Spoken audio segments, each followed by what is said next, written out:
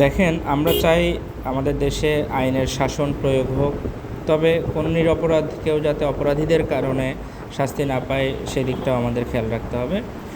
আপনারা সম্প্রতি একটা ভিডিও দেখেছেন যে ধানমন্ডি লেকে বা রমনা পার্কের এই এলাকাগুলোতে পুলিশ মাদক বিরোধী অভিযান চালায়।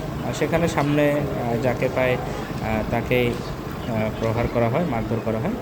তো এই জায়গাটা পুলিশের নৈতিকতা জায়গা থেকে তারা অবশ্যই রাইট আছেন, কারণ যে জায়গাটাতে পুলিশ রেড দিবে সেখানে ওই মুহূর্তে আমাদের সাধারণ মানুষের চলাচল করা উচিত নয়।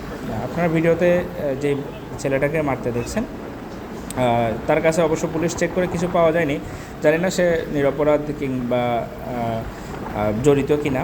তবে আমাদের সাধারণ জনগণের উচিত যে সমস্ত জায়গাগুলোতে পুলিশ রেড দিবে সেগুলোকে এড়িয়ে চলা। তো প্রশাসন যেই কাজটা বর্তমানে করতেছে, যে মাদক বিরোধী অভিযান, মাদকের বিরুদ্ধে সোচ্চার, তো এই কাজটাকে আমরা অবশ্যই সাধুবাদ জানাই। আমাদের সকলের উচিত পুলিশকে এই সমস্ত কাজে সহযোগিতা করা। ধন্যবাদ সবাইকে। আসসালামু আলাইকুম।